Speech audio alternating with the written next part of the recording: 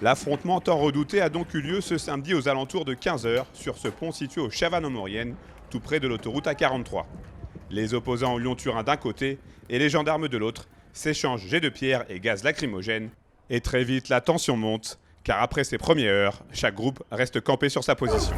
Dernière sommation, nous allons faire usage de la force. Un peu plus tôt dans l'après-midi, malgré de longues négociations entre des élus et les autorités, la manifestation interdite par arrêté préfectoral ne peut aller plus loin, aux grandes dames des organisateurs. L'idée essentielle, c'était à nouveau de pouvoir passer ce pont pacifiquement, de faire une boucle dans notre manifestation. Malheureusement, on n'est pas entendu et c'est un petit peu dommage, parce que moi je crois qu'on a fait vraiment tout ce qu'il fallait pour faire en sorte que cette manifestation se passe bien. Et à chaque fois, eh bien, la préfecture apporte beaucoup d'intransigeance et des non-reçus. Voilà, moi je trouve que c'est un petit peu dommage. On leur a fait des propositions et à un moment nous n'avons pas eu de réponse, mais la constitution ensuite d'un Black Bloc.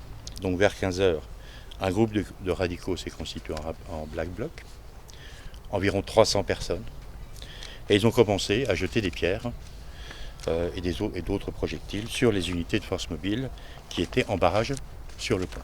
Et pourtant, cette journée avait plutôt bien débuté. Installée sur des champs agricoles sur la commune de La Chapelle, un territoire non concerné par l'interdiction préfectorale, quelques 4000 personnes s'étaient réunies samedi matin pour ce grand rassemblement d'opposition au Lyon-Turin, initié par les soulèvements de la terre. Et qu'ils soient citoyens, engagés politiquement ou non, tous ont un point commun. Ils ne veulent pas de la future liaison ferroviaire. En réalité, la ligne existante peut être utilisée. Il se trouve que cette ligne existante, elle a été rénovée à plus d'1 milliard d'euros dans les années 2006 jusqu'à 2012. Et en réalité, le constat, c'est qu'on a divisé par 5 le trafic modal. Donc, qui aimerait faire des travaux à plus d'1 milliard d'euros pour, en fin de compte, l'utiliser 5 fois moins? Donc, on trouve que c'est quand même une aberration et on n'arrive pas à comprendre ça. Ça ne concerne pas seulement la vallée de la Maurienne, c'est un sujet national et c'est pourquoi à l'Assemblée nationale, cette semaine, nous avons lancé avec le syndicat Sudrail, mais aussi Agir et Vivre en Maurienne, l'association et beaucoup d'autres, Daniel Ibanez qui est un lanceur d'alerte sur cette question depuis longtemps, une commission d'enquête populaire où nous continuerons à montrer qu'avec des chiffres à l'appui, que ce projet est inutile, qu'il est dépassé, qu'il est archaïque et qu'il faut donc le stopper. C'est ensuite sur les coups de 12h30 que le très long cortège s'engage pour une déambulation de plusieurs kilomètres. Et après 1 heure de marche, les manifestants arrivent sur le premier barrage.